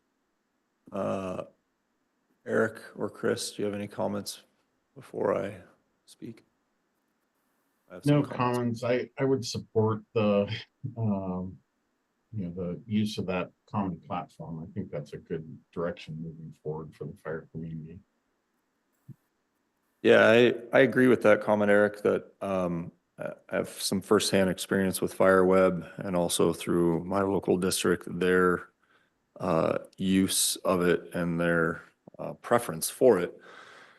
Well, a couple of questions really just pertain to the use of the strategic investment, the funds that this committee looks over for this.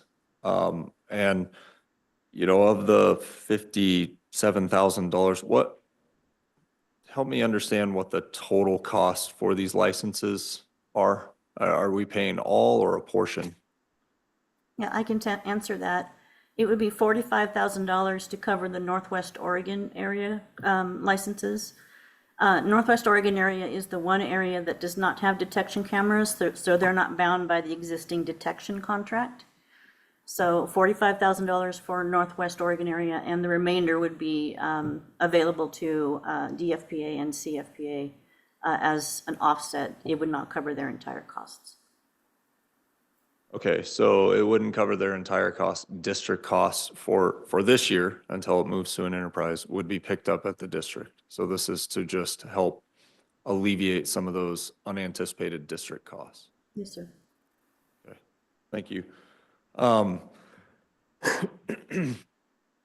Yeah, I just stand that, this committee made the initial investment of $72,000 into FireWeb as a recognition of the importance that it, after DFPA had borne the cost of testing it, the committee invested to see it moved to a larger scale and recognize that there was some benefit towards initial attack, right? And that is the purpose of this this fund, that we make investments in those things by which we see returns for initial attack success. This no doubt has that. I just have some concern that this is turning, I have some concern that we need to be careful that this fund is not a grant fund to help pick up financial needs from the districts or from the agency that they otherwise say they can't meet. And so that while there's no easy answer to this, it would be a bit of a question. I'm just going to throw it out there, being frank and candid. It's like, okay, so if this committee says no, what happens? Does FireWeb go away? I mean, putting us into a rock and a hard place on how we vote or how we individually choose to vote on this. How does that look? Yeah, I'll start. To your last point, I'm not sure if it goes away. I mean, we have to pay the bill. So potentially, right? A little more of the backstory, though, if you recall, Jamie highlighted the connection to the Western Oregon operating plan. 2 years ago, we went down the path to utilize Wildcat as the dispatching system for Northwest Oregon, everything but the associations in Southwest Oregon.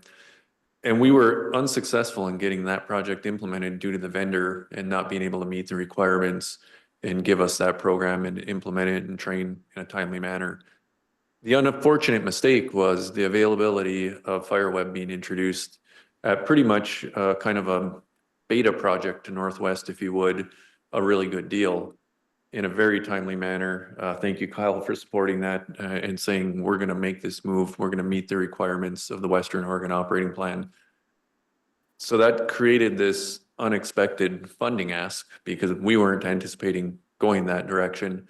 We also put in a policy option package for the fires program and to cover this cost. And as you heard, that was not mentioned as being supported in the governor's budget. So this truly is a one-time ask to cover those costs for Northwest Oregon primarily, which I think, you know, is a good benefit of the program. That's why the division backs this project as well. Northwest Oregon is doing a lot of good work to evaluate their whole dispatching situation across all districts and look for further efficiencies to consolidate that. And as Jamie said, when we move to a statewide contract, I think we'll see some efficiencies there as well attained. Are we asking for, you know, grant funds? Yes, we are, but it was completely unanticipated at the time. What this requires us to do with existing grant funds, if this is not funded, is we have to reallocate funding, take funding from other programs that are already allocated and come up with that money. So that's the end result for us. I appreciate that. And recognize the situation of you have to pay for this. And if these monies aren't available, you're going to have to go to other funds to pull from. And that's always a hard position for any public agency to be in. I think it happens a lot. But ODF does have access to ask for this, right? And so I'm not offended by the ask personally. And I just wanted to quickly look just for reference. You know, a camera typically is looking through our 2020 strategic investment expenditures. A camera ask is about $75,000. That was 2020. Seen a lot of inflation since then. So, you know, rounding up, that's somewhere near $100,000, probably a little on, probably less, but so as I'm just trying to put this $57,000, which could be paid for by districts or other funds, into some context as we have historically funded, which being cameras is one thing that the SI funds, the strategic investments, has put a lot of money towards that. So it'd pay for a little over half of a camera if there was asks for that. I just offer that to the committee for context.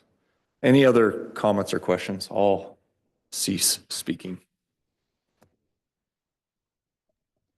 Here, I would add, if you think of those strategic investment funds and the role that we have as a committee to disperse those, trying to encourage that complete coordinated system, this feels in line with the intent of the strategic investment funds.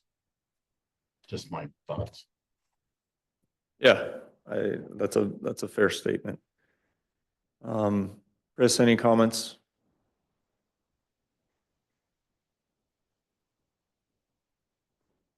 Okay. Maybe you have comments, but you haven't come off mute, so we'll consider it. Catherine, any comments? Okay, so we have can someone make a motion, please?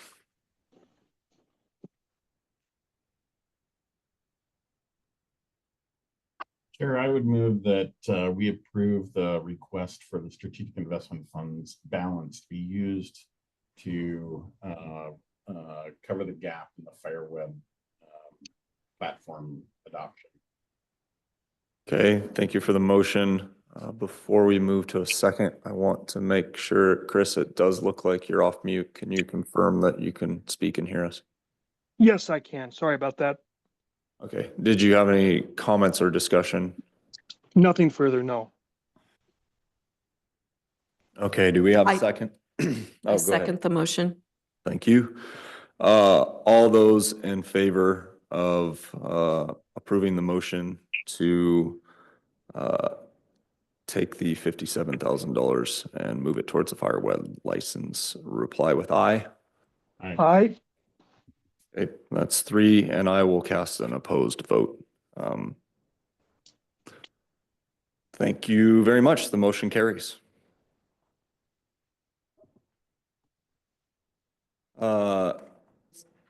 Would Yeah. there be the appropriate time for comments on the Protection Division whole report? Sure, I think that's a good time. Thank you.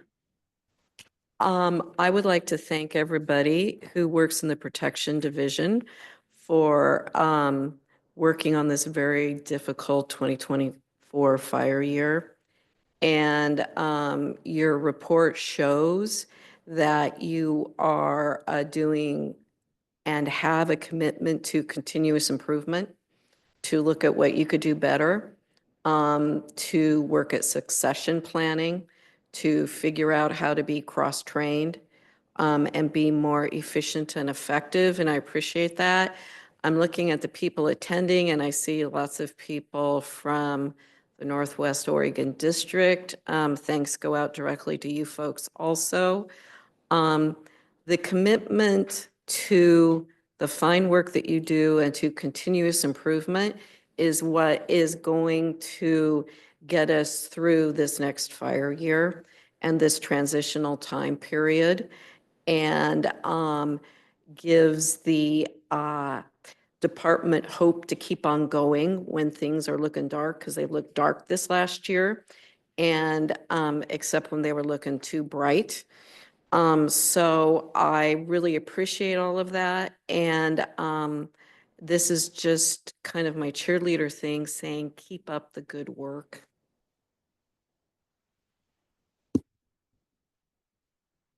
I just want to say thank you, and I'm feverishly taking notes, and I plan on passing your words on to the staff throughout our organization. So thank you. That means a lot. Okay, with that, let's close item number 9 and move to agenda item number 10, the EFCC Administrator Report. Nancy? Late morning, it's becoming. Nancy Hirsch, Emergency Fire Cost Committee Administrator. So just have a couple brief items to touch on. The eligibility policy that the committee approved in November went into effect on January 1, just a few days ago. Lorna Hobbs here and Tracy Rolson and I hosted an initial training earlier in December. And that went very well, had about a little over 130 participants. And we have a second training that we're doing coming up in January, later this month. We also, it kind of as a companion document to the training, developed a frequently asked question brochure and really utilized that for the training. It seemed to go well. And we had an after action review. We got great discussion and comments and have been able to strengthen that FAQ for the next round. And we're already receiving some questions and surrounding interpretations on the new policy. So we know folks are paying attention and we really appreciate that. Fire season 21 insurance claim. I think we are done, but we are literally just waiting on final financial reports that have to catch up to some late corrections that were made where there was some miscoding related to investigation costs. So as soon as we nail down when those reports will be in our hands, we'll be able to schedule that, close out, and hopefully see ODF receive a couple, $2-3 more million to close out that final Lloyd's of London claim. So that's all I've got. Well, lastly, I guess I should mention, somebody asked about audit schedules.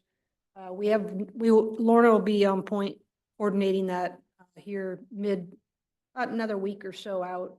There'll be an outreach to the districts, and then as we start filling that calendar, I'll keep you all apprised. So, in the report.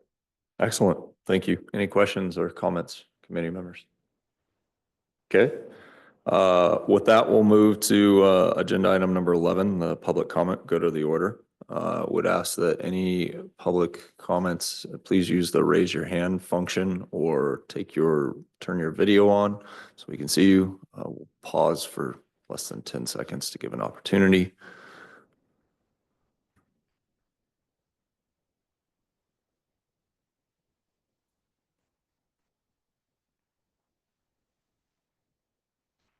Okay. Hearing or seeing no requests to speak for the public comment. As for the good of the order, I will circle quickly back to the vote for the fire web. And just lay down a public comment for my dissenting vote, and that is that I fully support FireWeb, and I think it's a great program, and the integration into the agency is spot on. My hesitation and dissenting vote largely came from surprises happen often in business and agency work, and moving funds around to fill strategic needs. That seems more of an agency challenge than an EFCC for strategic funds. That said, I also recognize that it does match well with initial attack success. I am good to see the rest of the committee supporting that. All right, that was also a chance to see if the public couldn't get off mute, but hearing nothing from the public, the next quarterly EFCC meeting will be on Tuesday, March 4th, 2025, which precedes the Board of Forestry meeting on Wednesday, March 6th, and Thursday, March 7th. If committee members are good with it, we will adjourn this meeting, today's EFCC meeting at 11:59. Thank you very much, and have a good week. Thanks, everyone. Happy New Year. Bye.